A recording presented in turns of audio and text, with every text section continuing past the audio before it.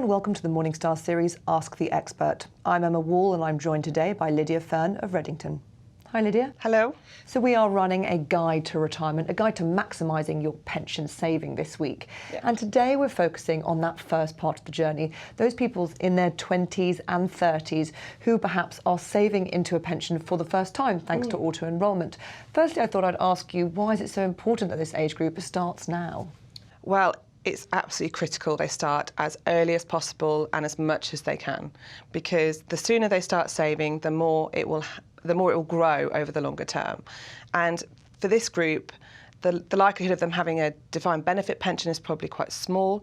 So actually this money they're putting away is going to deliver their income for their future. So when they retire, they'll be able to have a reasonable and comfortable retirement. So it's very important that however painful it is to start saving, they start putting that money away on a regular basis, get used to it and budget outside for the rest of the money that they have on income. And that's one of the things that auto-enrolment has been praised for doing. It's sort of tapping into this behavioural science, the inertia part, which is we haven't had to opt in. People in their 20s and 30s are seeing only a small amount of pre-tax income going into a long-term savings vehicle. Yes. At the moment, that minimum contribution is very manageable, it's very small. But in 2 years' time, this minimum contribution will go up to 4%. And it's perhaps this age group, which have, of course, lots of other financial challenges. You know, they're not earning as much as they may do in a couple of decades' time. They may be saving for a house, they may be starting a family. Yeah. It's this age group that are most at risk of opting out when they see that rise, aren't they?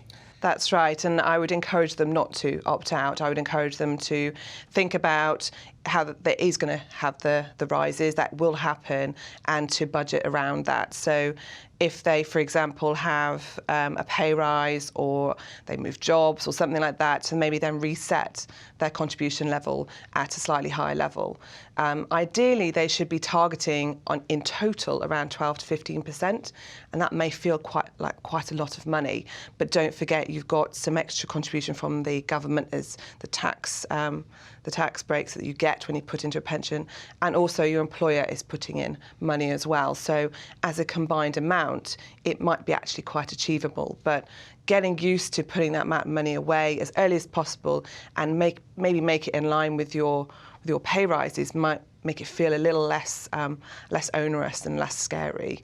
But again, it goes back to it's incredibly important to save that sort of money for your longer term, because at the end of the day, you'll have your potentially state pension. There might not be anything else. You need to make sure you've got that nest egg for when you come to retirement. And that 12 to 15%, as you say, it's, if you think 12 to 15% of my annual income needs to go into a pension, that seems like a lot, but it's not just you contributing to a pension, is it? It's you're one of 3 contributors to a workplace pension. Absolutely, and I did some analysis a couple of years ago, and we were looking at the 8% and how much extra that means on top of my combined 8% with the 4% from myself.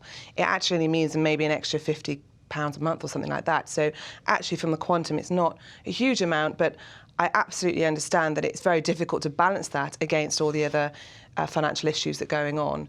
But it's getting that mindset saying, actually, what I'm doing is locking this away for my future. And when I get to 55, 65, I can decide what to do with that money. Just briefly then, there is one distraction on the horizon, which is this new lifetime ISA that has been launched by the Chancellor in this year's budget. This is a new kind of savings vehicle, which has had actually a mixed response from industry, because some people are saying it'll detract from the importance of saving into a pension. What do you say to that? I think it needs to be taken with all the savings vehicles we've got. So we have the pension scheme, obviously, which people should definitely look at. They've got employer contributions, they've got tax contributions. So really look at that as a way to save their future. You've got ISAs now, say cash ISAs, you've got Help to Buy ISAs, stocks and shares ISAs. And the lifetime ISA is a really nice and neat and easy savings vehicle for people to understand. But it should be used in conjunction with other savings vehicles. So, make the most out of the pension contributions you get, and if you can, make the most out of the ISA contributions. But, it has to be balanced, and it depends what you're using it for as well. So if you want to use it to purchase a house, you might feel that actually short-term cash investment's the right thing to do. if it is something you're going to think about for the longer term, really think about the investment strategy around it. It's important you get it invested over the longer term because you need that investment growth. But I would definitely encourage individuals to look at the benefits of the pension scheme against the potential benefits of the lifetime ISA and make sure they're making the right decisions. Lydia, thank you very much. No problem. Thank you. This is Emma Wall from Morningstar. Thank you for watching.